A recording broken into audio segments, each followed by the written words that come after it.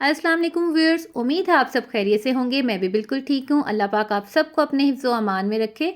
आज मैं आपके लिए ज़बरदस्त सा फैंटास्टिक पिज़्ज़ा की रेसिपी लेकर आई हूँ, जिसमें हम ना तो पिज़्ज़ा डो का यूज़ करेंगे और ना ही हम इसको ओवन में बनाने वाले हैं। ये 4 लेयर पिज़्ज़ा की रेसिपी है जो कि बहुत क्विक बनेगा।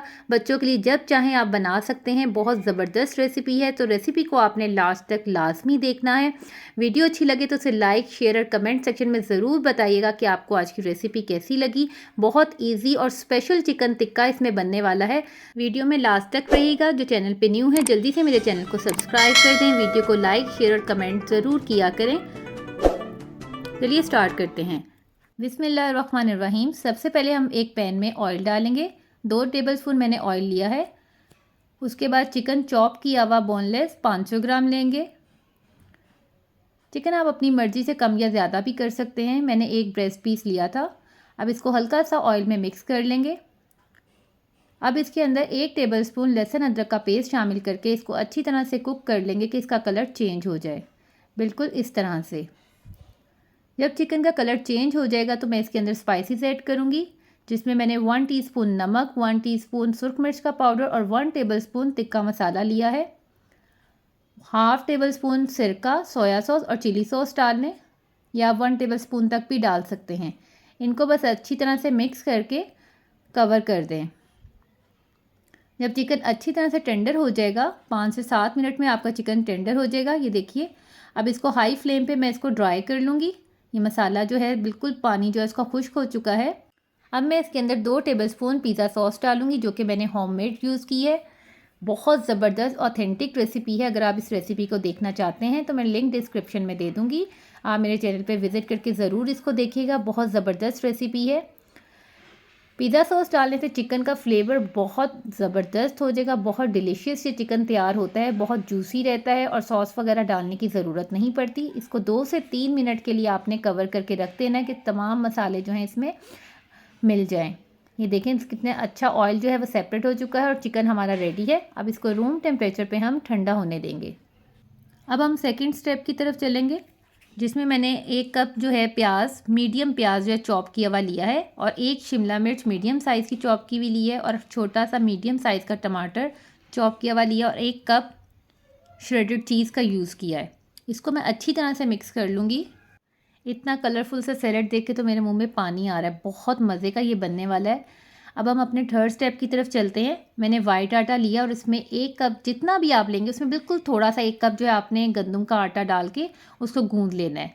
अब उसकी मैंने चपाती जो है 5-6 चपातीस बना ली हैं, एक ही साइज़ की। जितना आपके पास पैन हो, जितना पैन साइज़ हो उसके अकॉर्डिंग मैंने ये बनाई है। और जो एक रोटी है उसको मैंने कच्चा रखा है। ये सारी पकी हुई है। जो पहली रोटी थी उसकी जो 1 साइड थी, देखें मैंने बिल्कुल कच्ची रखी हुई है। उसको मैं बताती हूँ आपको आगे कि इसका हमने क्या करना है। बिल्कुल हल्का सा उसको आपने कुक करना है। एक रोटी जो आप लेंगे उसको थोड़ा सा थिक भी बनाना है और कच्चा भी रखना है। अब ये एक पैन लें, उसमें 1 टेबलस्पून ऑयल लेके उसको अच्छे से ग्रीस कर लें। मेरा पैन साइज़ ये था। आपका जितना बड़ा पैन साइज़ हो या छोटा हो उसके अकॉर्डिंग आपने रोटी बनानी है। अब हम इसके ऊपर पिज़्ज़ा सॉस अप्लाई करेंगे। पिज़्ज़ा सॉस को अच्छी तरह से रोटी पे आप फैला लें। बहुत ज़्यादा भी नहीं लगानी। ये देखिए जो कच्ची साइड है वो नीचे है तो वो कुक हो जाएगी ऑयल की वजह से। अब हम इसके ऊपर चिकन टिक्का डालेंगे और यमी सा अपना सैलेड जो हमने तैयार किया था वो डालेंगे। इसमें से मैंने 1 कप सैलेड जो है वो साइड पे रख लिया है तकरीबन, यानी कि 4 टेबलस्पून के अकॉर्डिंग मैंने साइड पे रख लिया है। उसको हम टॉपिंग पे यूज़ करेंगे। बिल्कुल इसी तरह हम जो है स्टेप रिपीट करते जाएंगे। एक चपाती रखेंगे, उसके ऊपर फिर टॉपिंग लगाएंगे, फिर चपाती रखेंगे, और इस तरह से मैं 4 लेयर्स रेडी कर लूँगी। जो लास्ट वाली लेयर होगी उसके ऊपर मैं पिज़्ज़ा सॉस लगाऊंगी और चीज़ से उसको फुल कर दूँगी। अभी ये थर्ड लेयर है। थर्ड लेयर के ऊपर सेम उसी तरह टॉपिंग करेंगे, चिकन और सैलेड वगैरह डालेंगे। ये मेरी 4th लेयर है। 4th चपाती रखी है मैंने।